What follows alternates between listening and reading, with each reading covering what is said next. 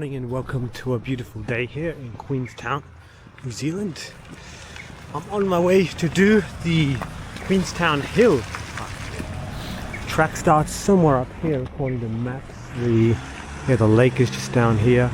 Tried to do Mount Aspiring yesterday, which didn't work out so well because of weather conditions, unfortunately. But yeah, had some nice clear days.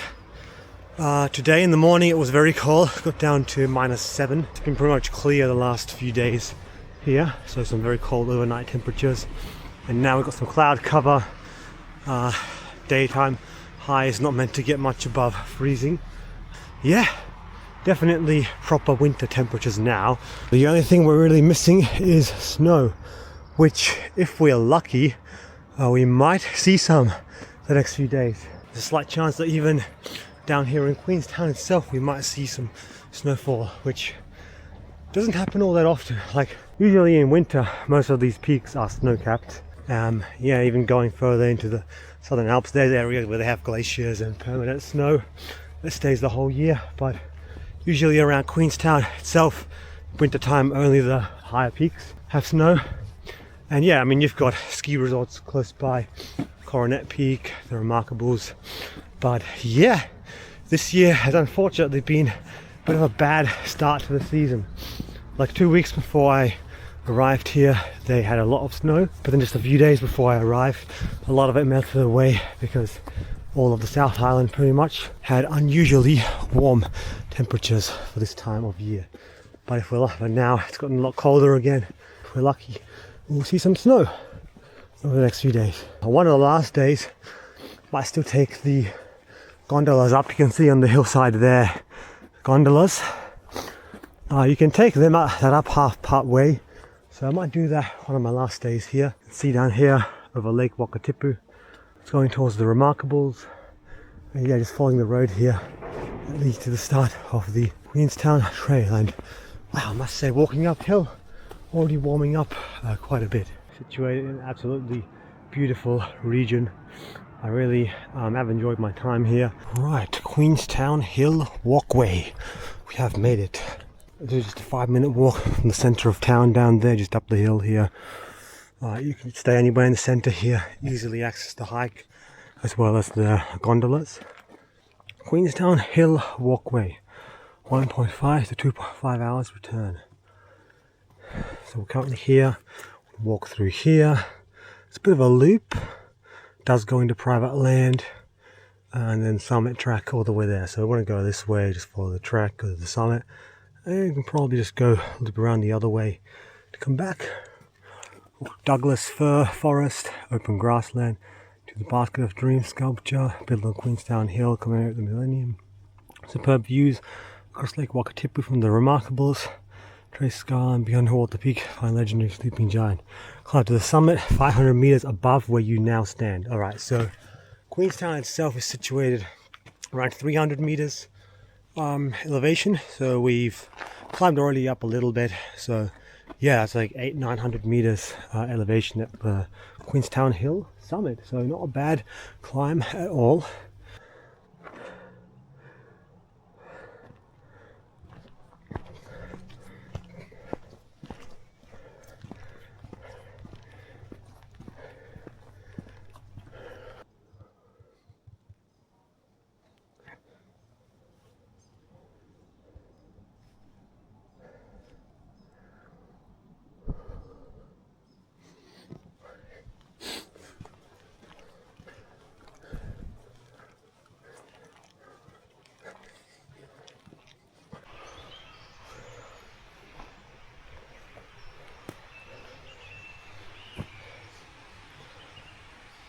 This is more like it. There's only so much of the crowds and tourism that I can take.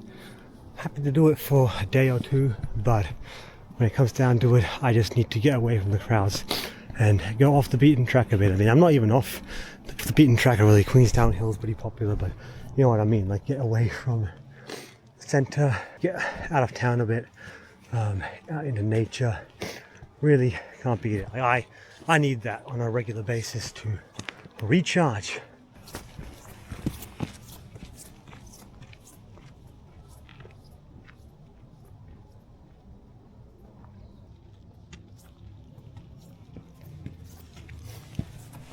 some billboards on the way up explaining the history of this area. So when Europeans came, they of course established pastoralism, grazing land for sheep. And yeah, then of course there was a discovery of gold in 1862, which led to the gold rush in central Otago region of South Island here in New Zealand, with Queenstown largely being the centre of that, which led to the early growth. Now of course there's no more gold mining, and Queenstown is a far cry from those early days. Lots of unique bird life here in New Zealand, especially ground dwelling birds, because New Zealand really had no natural predators, led to it becoming really a bird paradise. In that sense, a bit similar to the Galapagos Islands. I haven't seen the infamous kiwi bird yet. It's a bit hard to see in the wild, I've heard. Right, so you can either go left or right.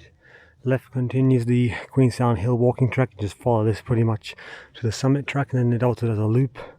So I reckon I'll go left and then come back the loop way. Yeah, I mean, being up in an area like this with all these pine trees, really, you could be anywhere.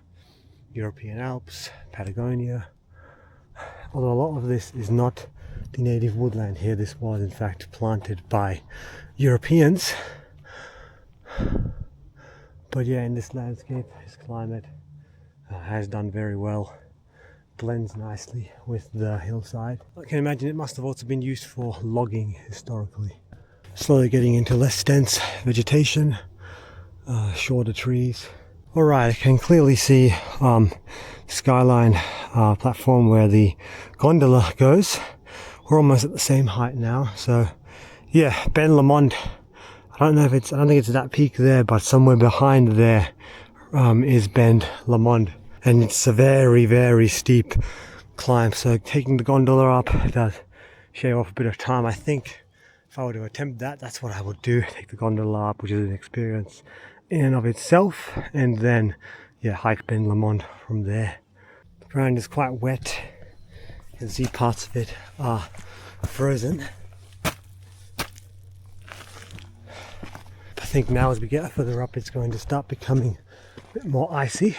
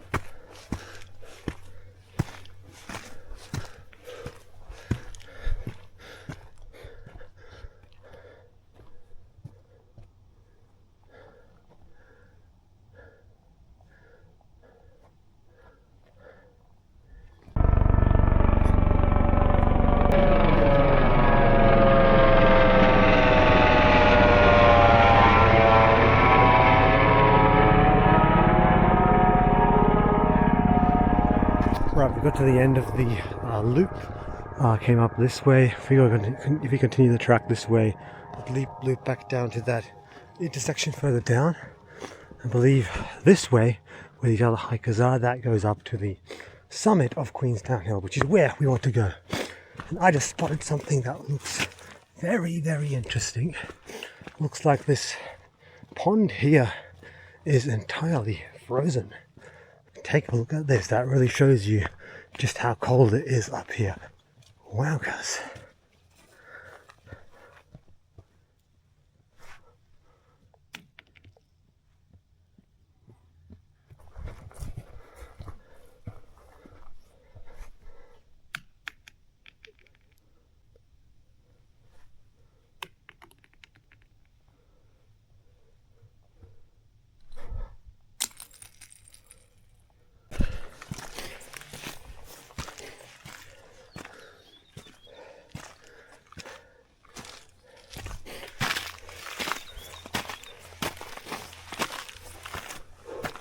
Everything's become very icy here. As soon as you stop walking, it gets very cold. So I really need to keep on moving, stay nice and warm. I'm just starting to see really nice views of Lake Wakatipu and Queenstown. Slippery. That is frozen solid.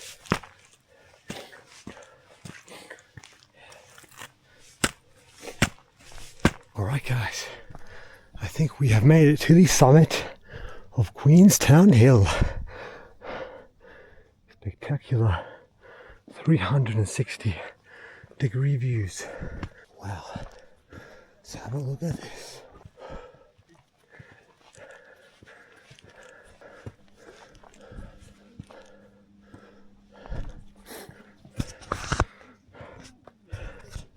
Here we are everyone. Queenstown Central and Lake Wakatipu.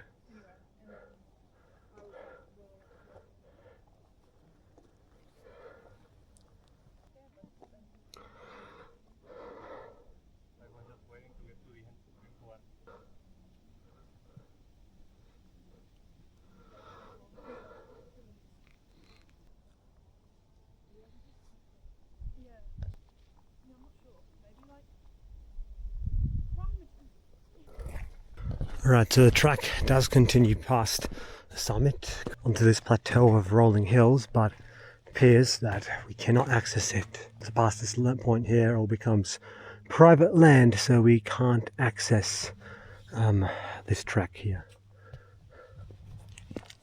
After some fencing, and yeah, this is all private beyond this point. And yet another frozen pond. Few of them.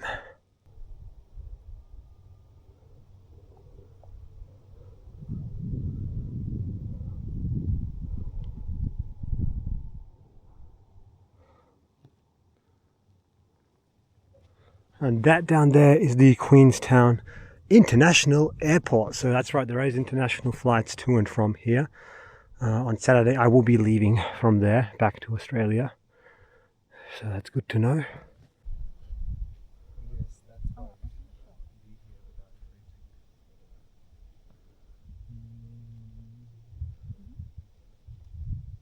Alright, we're on our way down. It's turned into a nice day, some blue sky in the distance, a little bit of sunshine.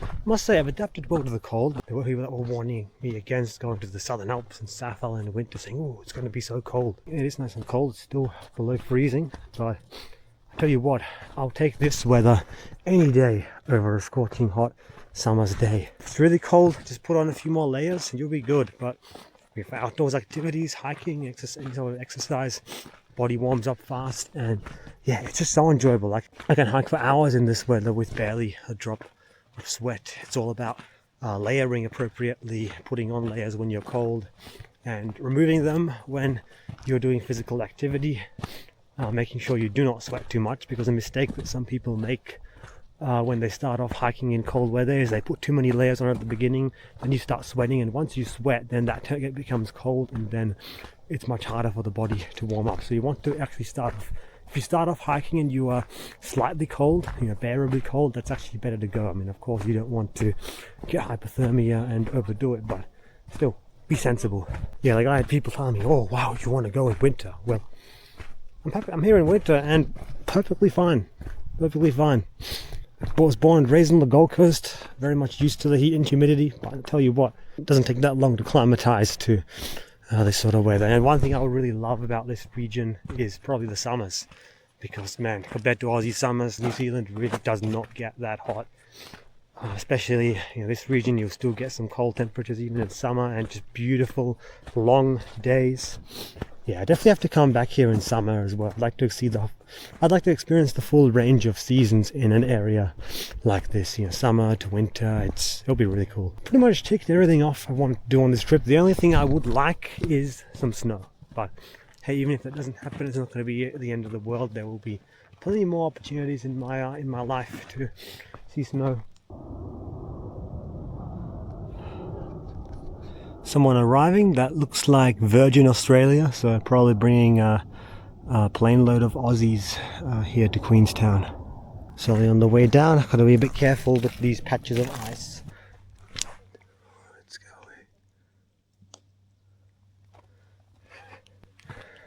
Whew. Right, I am back on the loop trail walking back the other way that I didn't climb up so that we can get a better overview of this place. Back down into the pine forest. Yeah, so Queenstown is known for being the adventure capital of the world. So very attractive place for thrill seekers because of course you've got bungee jump, massive swings including the world's biggest, the Nevis swing, and tons of zip lines and all this sort of stuff, right? And look, I'm not knocking that stuff. If that's your thing, by all means, go for it. Yesterday I myself did the zip line. Yeah, pretty cool. But when I come to a place for holiday, I'm not really looking for that sort of stuff. I'm more so into just, I want to get away from, you know, like thrill and fast-paced life. I just want to find peace, quiet, tranquility, and honestly just get away from crowds of people. I mean, look, I'm pretty lucky where I live. It's very quiet, peaceful. I live in the countryside, but yeah, man, like I'm happy to check out cities and tourist destinations for like a day or two, but then I really yearn to get away from the crowds and, you know, get back into nature, find my place of peace, because this is just where I feel most at home. Wherever I am in the world, just finding a place out in nature, that's always where I feel at my best. Like just look at this. Just walking through a forest like this on my own in solitude, it's like, don't have to worry about any predators, no bears, apex predators, no snakes. Just, this is it, man. This is all I need. I really don't need anything else. There's quite a few different trails here. Which way are we going? I don't know where exactly this all leads, but I'm going to... Alright, I'm just going to go down this way. Definitely have to keep heading down. Interesting. There's not that many markings on this trail, but yeah, I'm just keep heading down this way. Yeah, so all that sort of thrill stuff, like, really, I don't need it. Even when it comes to winter sports, skiing, like, I do want to give skiing a go at one point, but like, that's not my main reason to, you know, go somewhere where it's wintry and snow. I'm just happy to walk through the natural environment, take it all in, and that's enough. I don't need any other external stimulation. And really, because of that, I don't have to spend much money either. Like, a lot of these activities here can cost quite a bit. Like, pay this amount of money to get some enjoyment for the day. It's like, I don't need to pay anyone anything to get enjoyment for the day. Just get out onto a trail like this. It's all free. The mountain air, the quiet, the wide open space. It's all free. So yeah, I don't need to pay anyone for that. Alright, it appears my navigation skills are on point once again. We've made it back to the turnoff. Yep, completed the loop track. Queenstown walking track goes back this way, up at the, where it turns into the summit track and turns on the loop. There's a few other unmarked paths. So yeah, you might want to be a bit careful with that. It's pretty easy to get turned onto the wrong one, but yeah, I knew roughly what direction we were in, so I just followed my instinct, and yeah, we're back here now. So that's very good. Yeah, I've noticed New Zealand has a lot less signage compared to Australian national parks. It has the important signs, of course, like giving you all the info that you need, maps, but I don't know, like, and it's in general, not just that. I've noticed that, I don't know, New Zealand in some ways seems to be a bit more laissez-faire compared to Australia. Australia's got a lot more rules and regulations to follow. A bit more of a nanny state, really. I mean, both Australia and New Zealand are, by some people, are known as nanny states. Australia, in my mind, definitely is very much overregulated, and New Zealand, of course, is there's a lot of rules and regulations as well. But I don't know, the attitude here does seem a bit more laissez-faire in certain ways. It's hard to explain, but I just noticed that, like, certain things, there's a lot less signage, even like the road rules driving here, it just seems a bit more relaxed. And just in general, compared to Australia, New Zealand does seem a lot more relaxed and laid back, which I like quite a lot.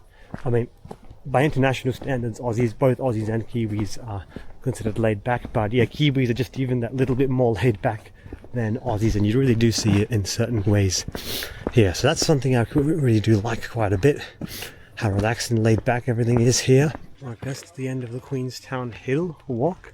very much worth it. It's not too much of a climb. So the summit is at 907 meters elevation. So yeah, from here we climb up about 500 meters elevation gain. So that's a nice little warm up. For some people it might be a bit challenging, but yeah, it's not too bad in my book. Based on that, I mean, I did 500 meters elevation gain, done it in under 2 hours.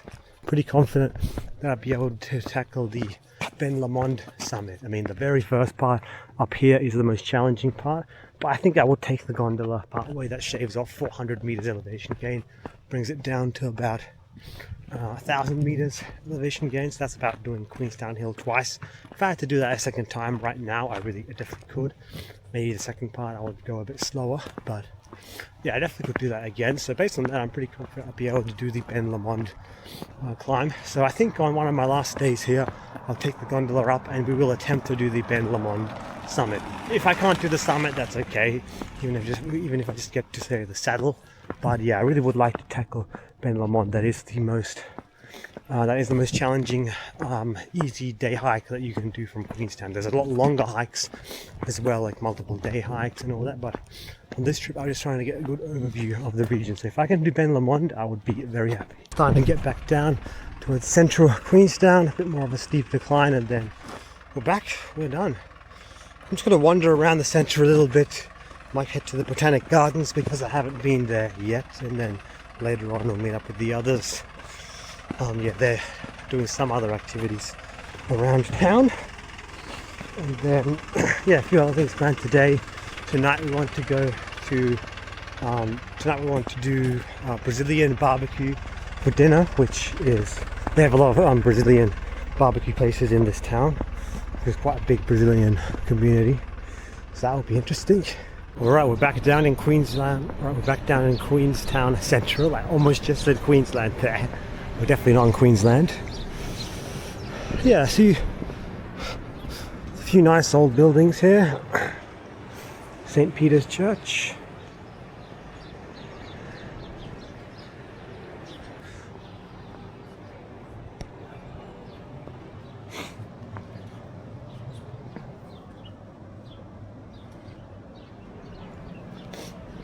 Just making my way now to the Botanical Gardens. Just walking away from the centre. It's a bit quieter on this side of town. I really do like the layout of Queenstown. It is a nice little town, well, city. It's pretty much a small city with how much the population swells with tourists. It's just the over tourism that throws me off a bit, but that doesn't really take away from the fact that this is a nice place. But you can see like so many apartment blocks here. It's just dedicated to housing all the tourists. Okay, this way leads to the Botanical Gardens, I believe. Yeah, there's barely any Kiwis here. Like, I would say, I couldn't really hazard a guess, but I would say there's only been a handful of Kiwis that I've actually talked to. The vast majority of people that you bump into in Queenstown is just tourists. A lot of Aussies, a lot of Chinese, a lot of people from all across Asia, Europe. Again, pretty nice as you walk here into the Botanical Gardens. So yeah, I must say Queenstown is growing on me a little bit. Definitely there's a lot more of New Zealand and the South Island that I have to explore. In terms of what regions I want to see, of course I want to see more of the Southwest Fiordland, which we are going to tomorrow. I'm pretty sure most of you will be able to guess where we are going, but yes, I definitely want to see Southwest and parts of the Fiordlands. Yeah, I definitely would like to go back and see Mount Cook, hopefully when it's clear. There's a lot of other national parks and areas along Southern Alps that I want to see. Arthur's Pass, Nelson Lakes, a lot more of the unknown areas that are a bit more off the beaten track, especially along the west coast. I heard the west coast is very much under touristed. Not many tourists go that way, so definitely I'd like to do the west coast. And also I like to go down more to the south, like Dunedin, Invercargill, check it out down there, and yeah, a bit more of the north. So yeah, Christchurch, flew into Christchurch, Banks Peninsula, didn't get to see that. But yeah, really more of the north, Nelson, west coast, Fiordland, and yeah, the south. It's really a part of South Island that I really want to see, just more so away from the typical tourist hubs around Queenstown. Add to that, of course, I haven't seen the vast majority of the North Island. I'd like to do the far north up the Cape, or central North Island around Taupo. Haven't been to Wellington. There's a lot of New Zealand still that I'm still yet to explore. Remember the lake here, it just continues on this way, and then these two, the gardens, Te Kararo, Queenstown Gardens. And now we're in the area with a lot of tourists.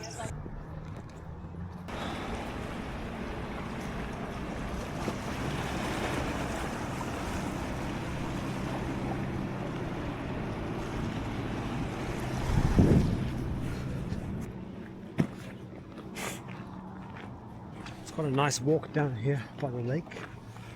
Some more pine forest. Good views of the lake. Just walking along the edge, and then we'll make our way back to the center and yeah, probably just chill out for the rest of the day, because tomorrow is going to be a big journey to Fiordland. So yeah, I'm not going to spoil that entirely yet, but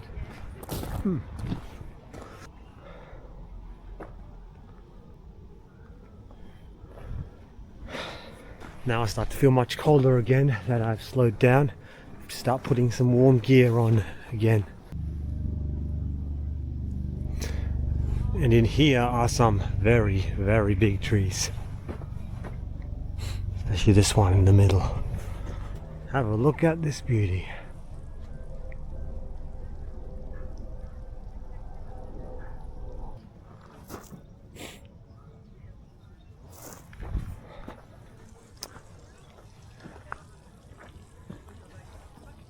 Sequoiadendron giganteum wellingtonia. Ah, this is a sequoia. Interesting. I think that's a good place to end off this video from the Queenstown Gardens. I must say, after today, getting out and exploring some of the nature around Queenstown, this area has grown on me a bit. Still not such a fan of Queenstown Centre with all the tourists and crowds, but it's not that hard to get away from that if you really want to. This is still in a beautiful area, and look, 100% if you're coming to New Zealand, I would recommend visiting Queenstown, but I wouldn't recommend spending your entire itinerary on the South Island dedicated to just this region. There's so many other beautiful areas of South Island that are not touristed, so yeah, I would recommend going ahead and definitely checking out other areas as well.